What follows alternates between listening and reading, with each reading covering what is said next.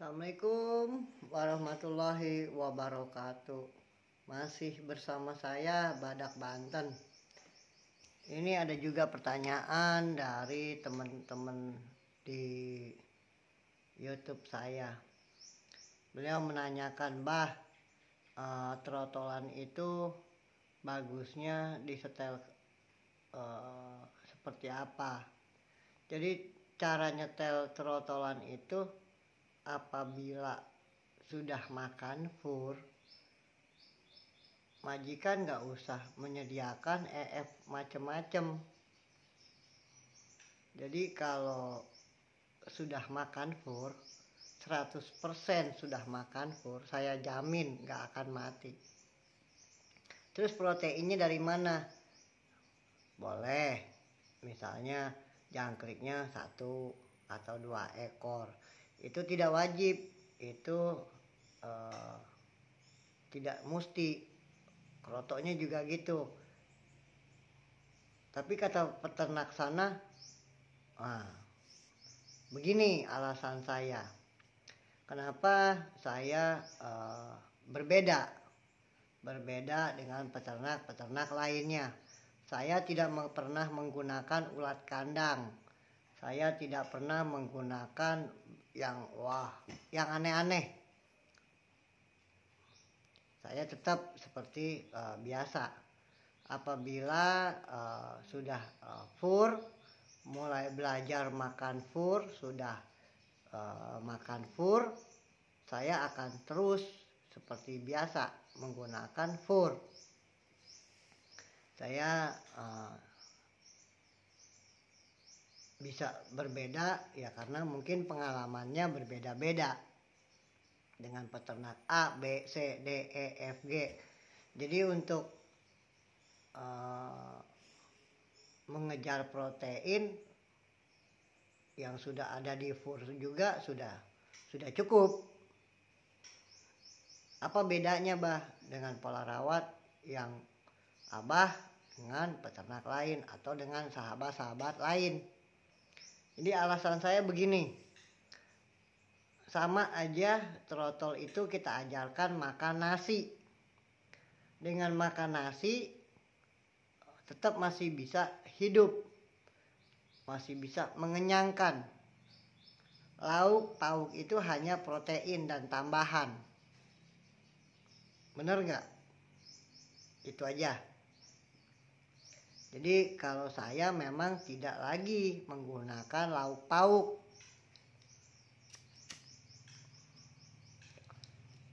Yang seperti itu sudah lama saya tinggalkan. Karena kenapa?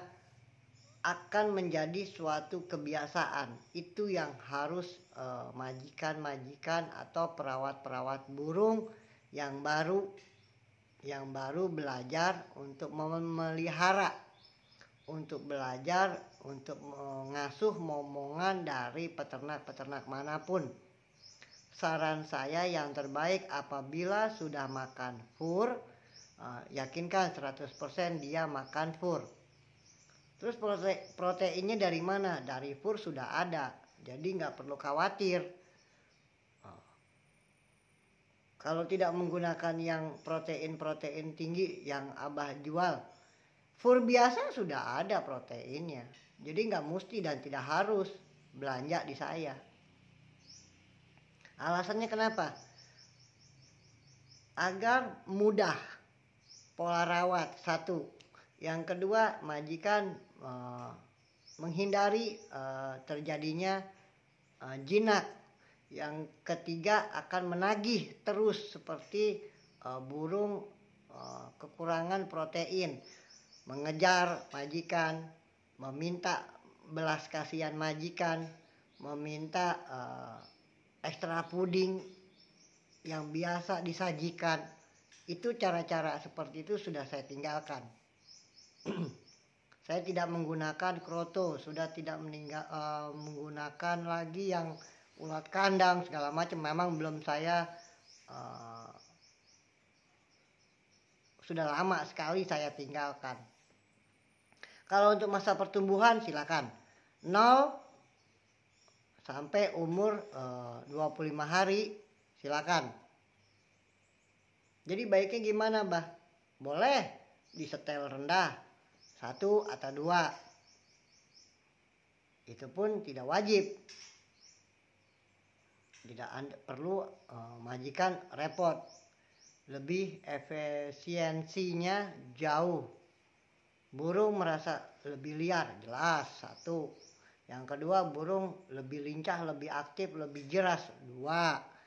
Manfaatnya yang kita dapat yang ketiga, burung itu tidak kenal majikan. Catat itu. Oh bah, di peternak situ beda, di peternak sini begini beda, di saya beda. Paling saya kasih bocoran, jangan mau dapat atau diberikan dengan harga yang sama tapi murahnya jinak. Pesan saya tidak membela peternak A, B, C, D, E, F, G, enggak, tidak. Atau saya bersekongkol, tidak. Saya hanya memberikan masukan kepada sahabat supaya tidak ada pembodohan. Intinya itu. Terus ngeliarkannya gimana, Bah? Yang sudah terlanjur. Yaitu tadi, mengembalikan lagi rasa hutan, mengembalikan lagi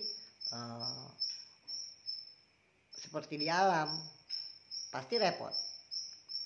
Sudah terbiasa dengan pola makan mewah, sudah terbiasa dengan memberikan EF-nya berlebih, pasti dibandingkan. Saran yang terbaik, Pur Total. Vitamin silakan, banyak cara. Misalnya produk-produk si anu yang mengeluarkan tetes atau sirup atau bisa dibilang butiran seperti kapsul diberikan ke burung. Jadi di situ berbeda, di sini berbeda karena saya tidak mau ada pembodohan. Intinya itu aja, bukan mencari dukungan, tidak. Bukan mencari popularitas, bukan. Saya hanya memberikan masukan ke sahabat supaya teman-teman, sahabat-sahabat yang baru bermain di kicauan tidak merasa ada pembodohan. Kalau untuk masteran beda, jangan disamakan untuk burung lomba.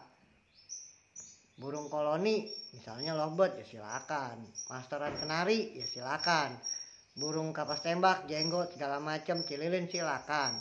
Untuk momongan kita murai batu lomba jangan. Jadi banyak nih teman-teman, Bah saya beli trotolan begini. Itu di sana. Bah saya beli trotolan makanya males pengen beli hutan karena alasannya begini, ya itu salah. Bah saya beli di situ begini burungnya, ya udah.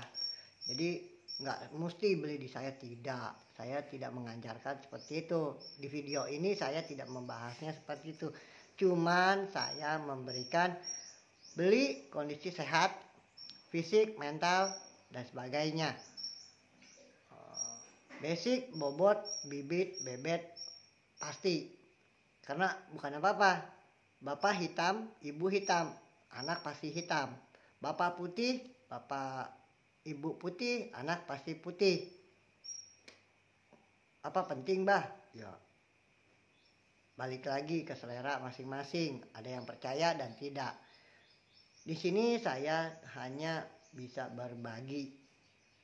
Jadi trotolan itu bagusnya gimana, Bah? Nanti dia lupa di lapangan. Ya enggak. Dia sudah makan kroto ya sudah. Dia udah makan jangkrik ya sudah. Tinggal disetel. Bah kemarin saya beli yang seperti ini trotolan. Saya pola rawat seperti Abah yang Abah jabarkan di video-video tutorial di YouTube Abah, tapi mati. Itu sih kesalahannya bukan dari saya, tapi dari majikan. Yang nitip di sini Om Diva nitip di sini. Ya trotolannya juga begitu. belum ngefur, padahal kondisinya udah 2 bulan lebih. Saya mengembalikan lagi dengan ngefur. Bagaimana caranya? Ya akan saya mencari dan mencari sampai burung itu mau makan fur.